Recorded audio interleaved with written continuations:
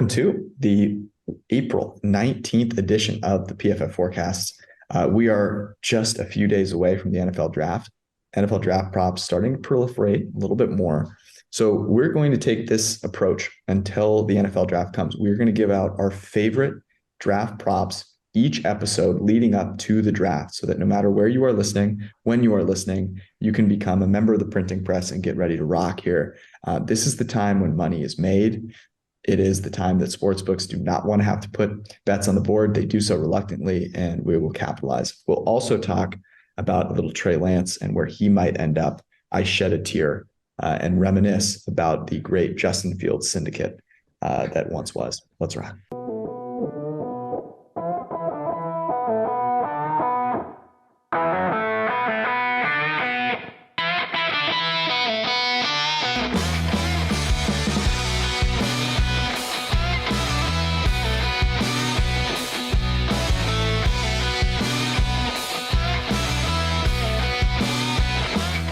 All right, fellas. Arjun, you can only be with us for 15 minutes, so we're going to make the absolute most of it. Rumor has it that you lost your coat chasing after a young lady the weekend, and you have to run to a date with her. So, we approve. Apparently, that's okay. Yeah. Sources confirm, or maybe not confirm. But yeah, let's get back to the football. We gotta stick with the bets here. Yeah, let's do it. So let's start with this. We're gonna go the kind of around the horn, our favorite bets right now, and there'll be a couple. So let's kick it off. Brad, where does your head go right now? You're placing draft props. What is number one? Yeah, I'll go two. I'm going to go a flat odds and a long odds. They're my favorite right now. They're somewhat correlated, but not really. But nevertheless, the short odds one, I think right now you can still get Peter Skoronski under 11.5 is the over-under there. I think the under, I'm not sure what the price is as of right now. It is a phenomenal play. I like the under there a ton. I think he will be a top 10 pick. I think he could be top 7 or so pick, top 8 pick. So that is one. And then it's loosely correlated, not really necessarily, but we talked a little bit about the team and position props a ton. I think for all of these, unless there's a very, very obvious situation and the team is picking early, you should just take long odds that somewhat make sense when you look at the 2024 depth chart. So Detroit Lions are 40-1 to take an offensive lineman 6th overall. I mean, yes, I get they need defensive line, they need corner, they need some other spots, but and I am kind of saying they're correlated because I think it could be Peter Skoronski, but to me, 40-1 is just crazy, and I think cornerbacks minus money, any minus money position bet in the NFL draft, in my opinion, is a sucker bet unless it's Carolina taking QB minus money. So Peter Skoronski is basically the TLDR right there. Yep. All right, Arjun, where's your head at? Yeah, so one of my favorites that I've bet like multiple times is the New Orleans Saints to take a defensive lineman with their first pick in the first round. Not only, I mean, if I could bet on Mickey Loomis trading up, I'd do that as well. But look at what the Saints have gone through this offseason. They lost Caden Ellis and they lost Marcus Davenport to free agency, both of their edge players. They lose David Onyemata, Shai Tuttle, and one more into Brad, do you know the name? One more on the interior or on the outside? On the interior. Tuttle. No, but those are the highlights. Yeah, those are the highlights. So they didn't really make any move to replace either of them. And this is kind of the range where you could see someone like a Mozzie Smith, someone like a Brian Brise, Will McDonald. So this is like the range for some of these edge interior defensive lineman prospects. They still have to address the defensive line.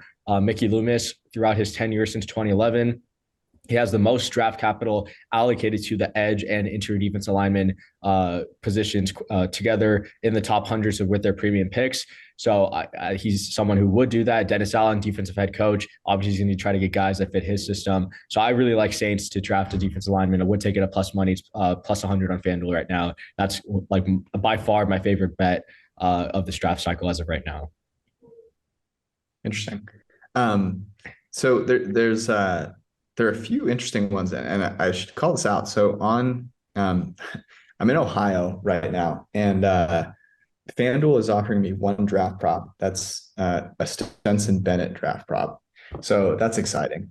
But on DraftKings right now, they they have taken down the number 1 and number 2 pick markets. They start with pick number 3, and then you can bet 4, 5, 6, 7, 8, 9, and 10. But they've taken down the first 2, which I think is notable. I have one that kind of caught me here, which is quarterback. Third quarterback selected.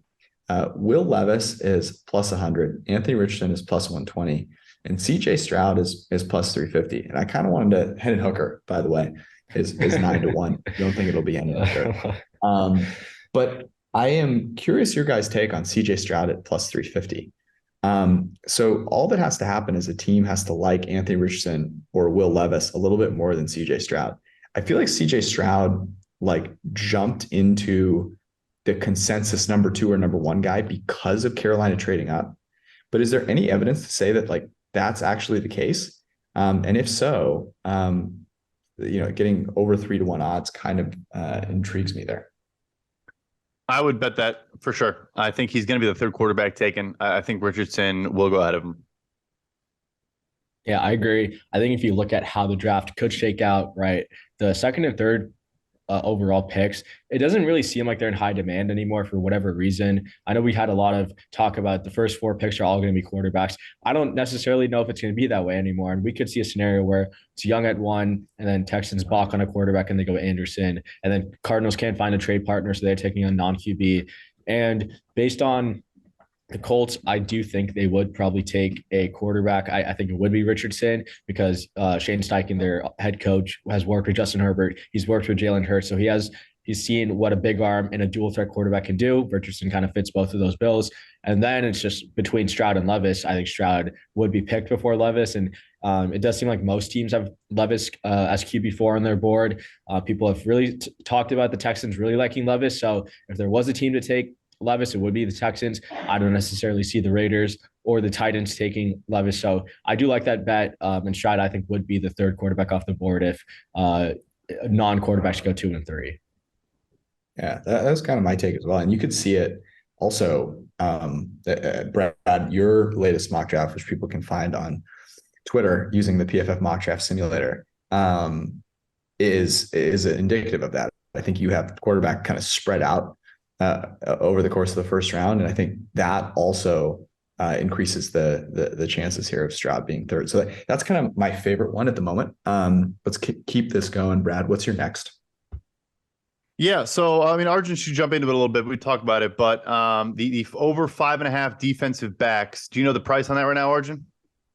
Yeah, so when I last checked on FanDuel, it was minus 115. It's currently minus 135 on DraftKings, and on FanDuel it is minus 125.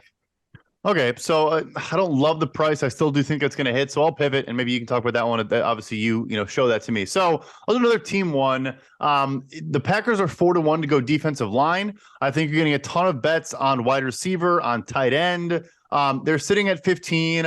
I think they're right in the range of guys like Myles Murphy, maybe Lucas Van Ness, though I do think he's probably going to go earlier at this point, maybe a Nolan Smith type player. I don't think they're going to use this pick on a wide receiver or a tight end. And I just think that DL is most likely. You have, Rashawn Gary coming off a torn ACL. Preston Smith, got a rework deal last year. I want to say he has 2 years left, maybe even 1 real year left on his contract, even though it was like a 5-year deal, whatever the heck it was. So another team position fit that I like, that I think is the third or fourth odds, of that team, being the Green Bay Packers. Yeah, no, I like that one. And yeah, Packers, I think they are kind of a little mispriced with their defensive line. To kind of circle back to the defensive backs one, I think, yeah, obviously the price has gotten, or it's become more juiced for a reason. I think when you look at the defensive backs that could go in the first round, I would categorize them into like 3 tiers. So the locks, the defensive back locks would be Gonzalez and Witherspoon. The kind of like is probably going to go in the first round would be Joey Porter Jr.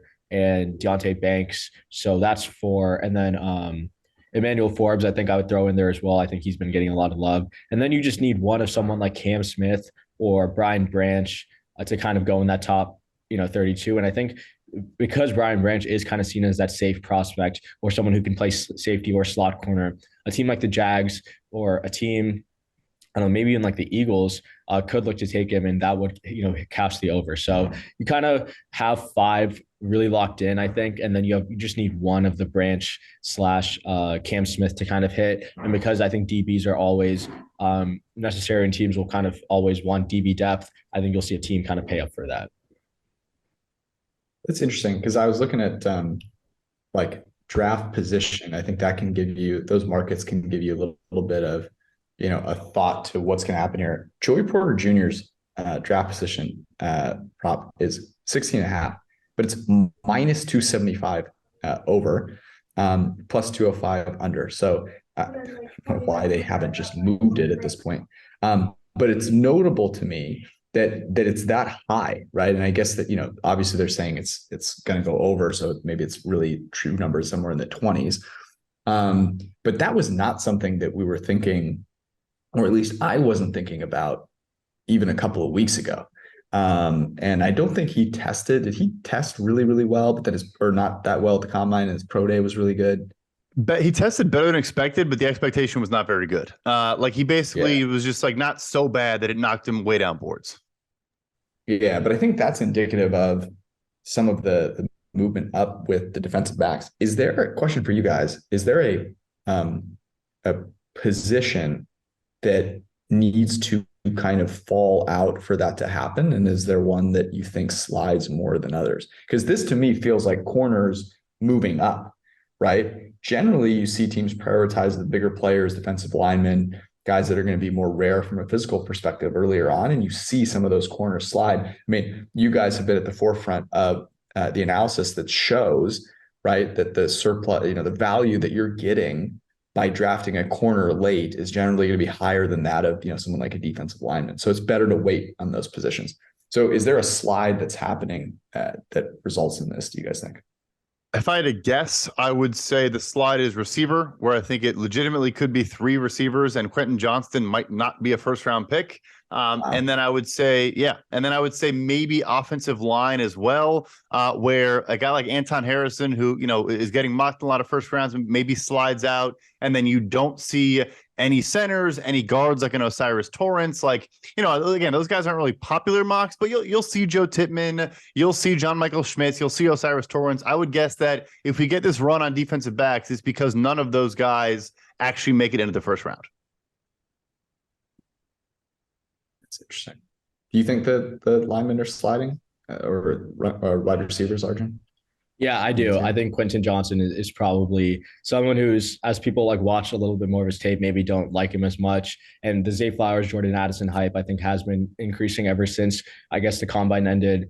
I think Johnson could go in the late 20s. I have a 19-1 ticket for him to go to the Vikings. So I wouldn't mind if Kwesi, traded back and took him at some point. But I think realistically we see only three receivers go in the first round. I'll shoot him a text for you. All right, Arjun, we appreciate you making time on a busy school night for you. I know what school nights can be like. One of these days, you'll be like Brad and I, where Wednesday night's a night out. So, yeah. Yeah, we'll see. Quick reminder, I should say, Brad, that if you're not a member of the printing press now, then I don't know when you'll ever get your life together. But the printing press is a great community in general. During draft season, the value is really going to increase because as soon as we hear stuff, we say stuff, and that allows you to capitalize.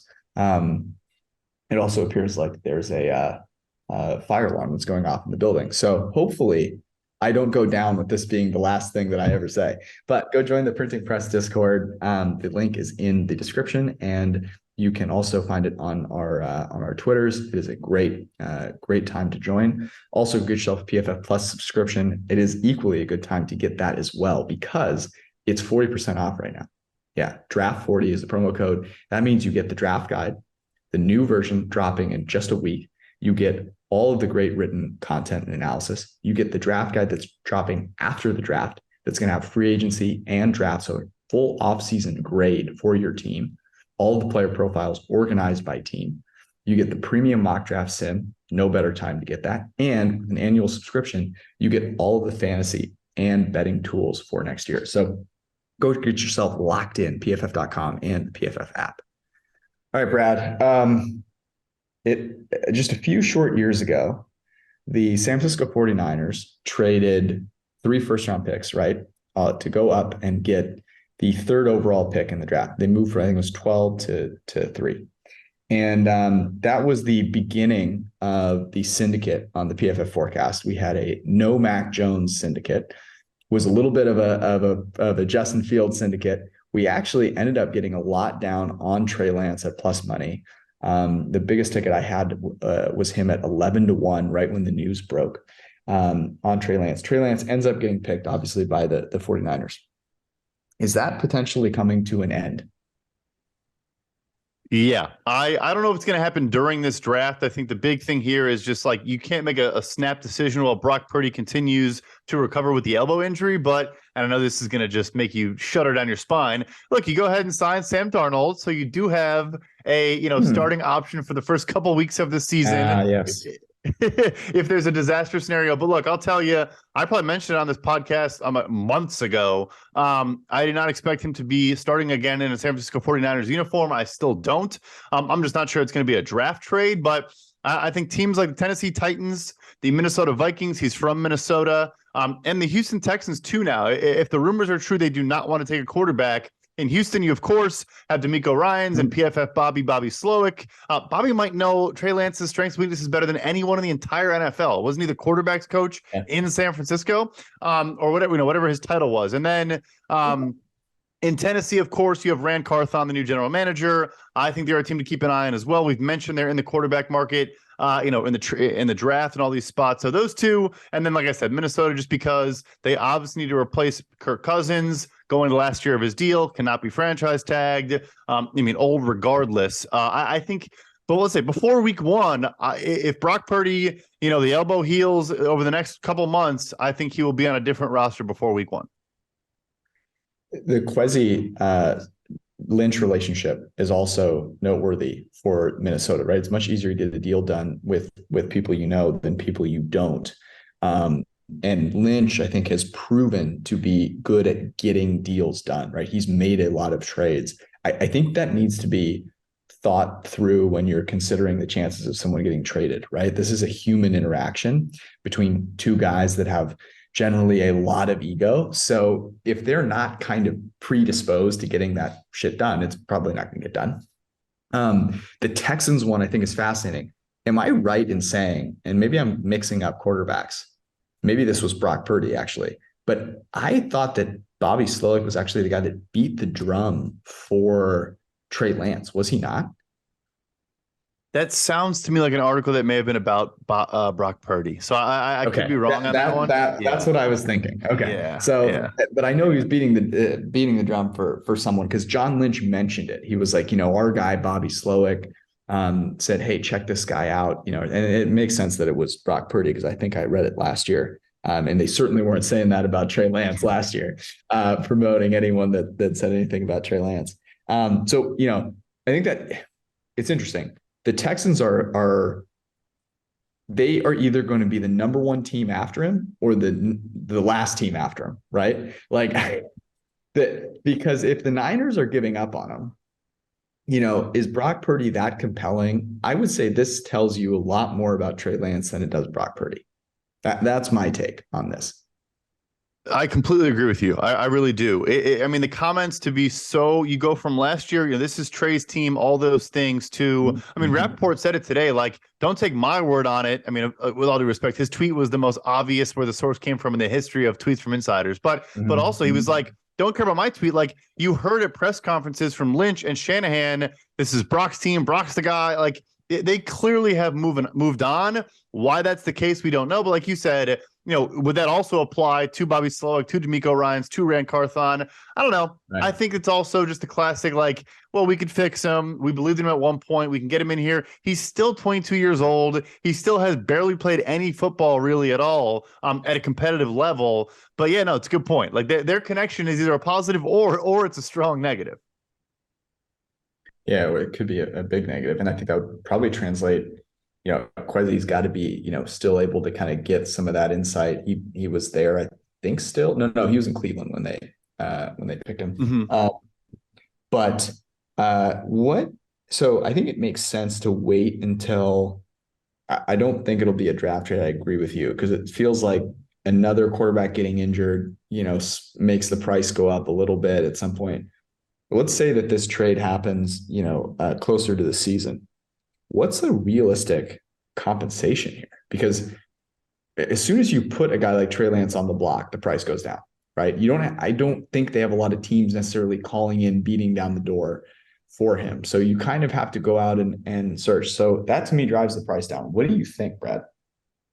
I will say also one point to that. Wait through the draft to see if Houston does not take one, if Tennessee does not take one, then and let's say Minnesota also doesn't take one, then you do have potentially, more bidders that don't have as many options available to them. So probably is smart to wait. Of course, there is the flip side of that, but I really don't think the value is going to be phenomenal here. Like you said, they don't have a ton of leverage. It's interesting. Like for Sam Darnold to fetch a second, fourth, and sixth, I do think that also just took a remarkably desperate Carolina Panthers team that, just frankly just made a terrible decision and almost could scare teams away. For me, I think it looks like the Carson Wentz trade, another bad trade for a less desperate team, but nevertheless, like a third and a conditional third that could become a second or something like that. Unfortunately, after giving up, like you said, multiple first-round picks, I think that's more what it looks like. Maybe you do get a second, but then, I would take, 2/3 instead. I know obviously people want to get this high first pick, but yeah, there's no chance a first-round pick is involved in this trade. That is tough to hear. That's the toughest thing. The Darnold thing was tough to hear. That's tougher to hear, to be honest with you, and to be rolling with. I am a. What's your take on Brock Purdy? Because this feels flash in the pan, maybe a little harsh, but especially with the injury. And I'll say this: you watch him play, he graded fine, but everyone wanted to try and draw these distinctions between him and Jimmy G. At the end of the day, the grade looked very similar. It really did, and he made some throws that were straight to defenders too. Less of them got caught this year than, the ones that we've seen from Jimmy, but I wouldn't say that he put the team on his back. So I don't know. I struggle to kind of think that you're putting all your eggs in that basket, given the injury. Where do you stand with Brock Purdy? Yeah, this is a weird way to put this, but for me, I think you get less of the high floor, safe throws, put it in good position for yards after the catch, all that stuff. But I do think you get, not to truly I'm just taking shots at you today. I do think Brock Purdy hits the Emmanuel Sanders throw. Like, I think like the yin and yang, the trade-offs you get is like, I think you get some of the higher highs, but I think why? Because Sanders decides to dive? Yeah, well, yeah. But yeah, it's a weird way to put it, but I'm trying to say is like, I think you do get some of the, but you're all going to say, like, are you in that position where that throw matters if Purdy's starting the first three quarters? That I don't know. Like he takes shots. Like he is not this totally safe player. Like you said, some bounced off defenders' hands. He did complete some of them for sure. So for me, that's where I didn't like the grapple. I get they graded similarly, but I think their mentality is a bit different. Yeah, this is true. I think they have some similarities in the personality. Like, I think the players do, like both guys, but as soon as you go to, the players love this guy, and that's like the number one thing that you've got on your list, like what you have is a backup quarterback. Like if it's the number one thing on your list. Now, Like Jimmy G, I love Jimmy, some of it is tongue in cheek. Some of it is true because I just love the hate that people have for him, and I want to be on the other side of that. But like, is Jimmy G really a starter in this league? I think we're finding out that, he's probably fringe, he's probably bridge, he's probably eventually backup, right? Quarterback in the league. And the odds are not in Brock Purdy's favor, right? Like, I'm not going to read into the 7th round pick thing, but I think we get a little nostalgic about Tom Brady being a late pick and thinking it's more doable, and then like that's going to happen. But I don't know. I'm concerned about the injury. I don't think the play last year was something that you put a ton of stock in. They have an amazing supporting cast. Amazing supporting cast. And so I'm not sure that dissuades me from trading Trey Lance, but I would say this: if all you're getting are a couple of thirds back, like how do you think about the distribution of outcomes for try some things with Trey Lance versus get 2 third-round picks? And take note of the fact that the Niners have very few high picks this year. But like, I don't know, as you weigh those options, what would you rather have? That's the thing. Like there is downside risk. If he goes somewhere else, he gets more experience, gets more time. Like he's 3 years younger than Hendon Hooker, right? Like there is risk there that you just, why would you sell? Right. You bought at the top of the market and now you're potentially selling at the bottom of the market. Like why do that? But to your point, I think for better or for worse, probably for worse, like teams care about the locker room is behind this guy and he's a leader and yada, yada, yada. I don't think Lance is not capable of being those things, but like you said, if that's the first thing you say, it's kind of like when you ask your buddy about a girl, or you ask your buddy's girlfriend about one of her friends, and she, instead of saying how, like she's, oh yeah, she's really sweet. That's kind of a signal nice she maybe, guy. so yeah, right, super nice guy, like stand-up guy. It's okay, like he's not a looker per se. Like it's kind of a similar thing there. So yeah, I do think I would say this though. The one argument I would make is, let's say him and Garoppolo, we say, are on the same plane of player. The day you got Jimmy Garoppolo in San Fran, you were paying him to the top of the market. You're paying Brock Purdy absolutely nothing the next couple of years. So that's kind of the argument is, can we spend even more around him than the great team we already had because he's getting paid, what? Jimmy was $28 million a year the day he got there. Purdy's making like $1.5 million a year. But does that come into fruition this year, I guess is my question, right? And if you trade Trey Lance this year, Trey Lance's value is not going to get that much worse next year. Like, how could it get worse? Let's think about this. So let's say that Brock Purdy sucks next year and you have to play Trey Lance. The only way his stock goes down is if he's terrible, right? Like otherwise, like you've still got a super talented guy coming off an injury and you can, get some sort of later pick for him. I find it hard to imagine that right now as you said, you're selling at the absolute bottom of the market and you haven't even seen that much of this guy. So it tells me two things. If they're willing to trade this guy, I think it comes down to the fact that this dude is just not getting it done off the field. Like, I know the video, I think most people have gone to a strip club before. Like, I'm not going to say that that's the reason. Like, Jimmy G's done plenty of things. But the timing of it was interesting. I don't think you're giving up on a number 3 overall pick that's been this mired and unlucky by injuries. That's like putting in the work is my point.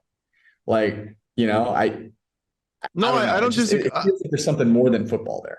No, I don't disagree at all. And it did finally come out. I will say we should give him some credit because he kind of got killed for this, but like Michael Silver talking about the arm fatigue thing that the team kind of like shit on it down his throat for saying it, like it came out to be true. Like Lance himself said, like, I've been throwing for so long over an extended period of time that I have had arm fatigue, and that to me, again, you're not gonna like blame the kid, but maybe you are concerned about that in some way, shape, or form.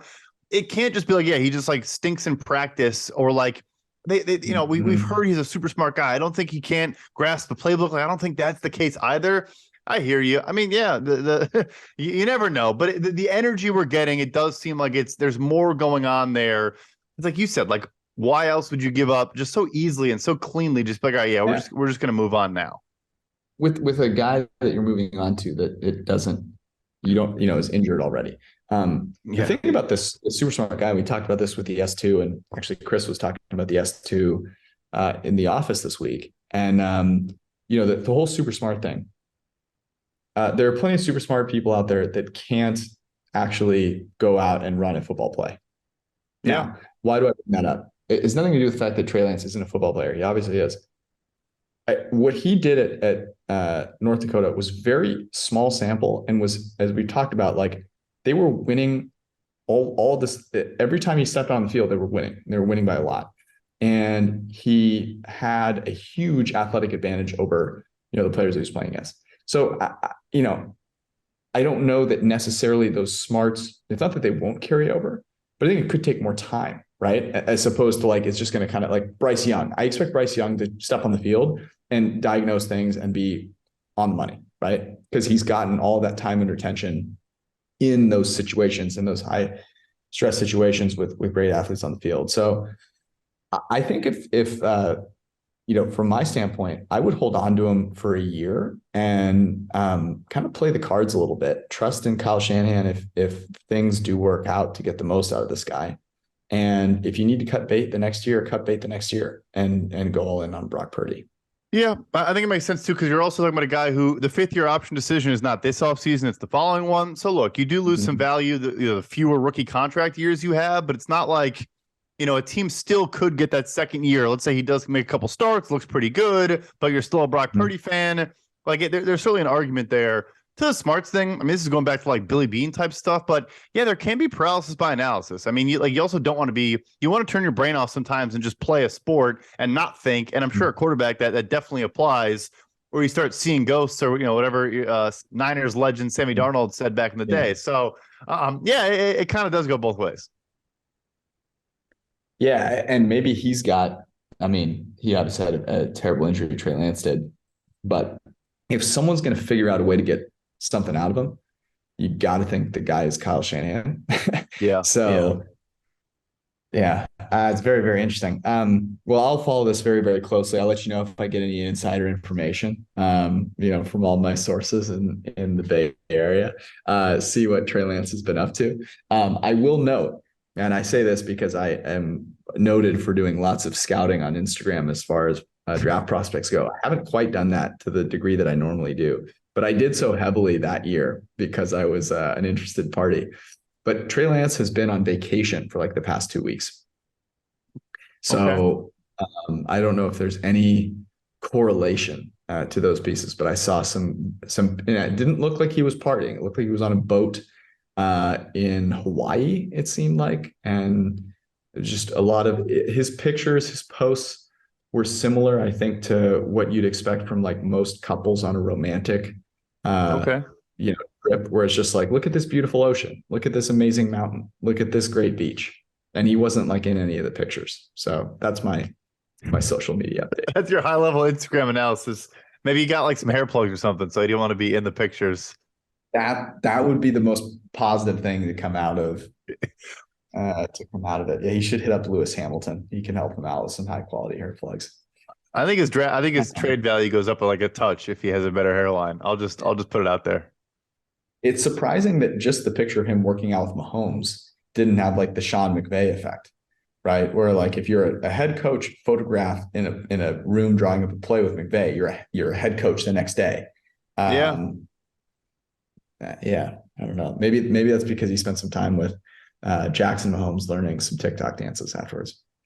We'll find out. That'll be your in-depth analysis for the trade. That'll be next week. Tune in on Sunday to hear that analysis. Don't do that, but do join the Printing Press Discord. Follow Brad and Arjun on Twitter at @PFL_Brad, at Arjun Menon 100. Join the Discord to get the most up-to-the-date information on all of the draft props that we are tracking, and have a wonderful rest of your week. We love you. Peace.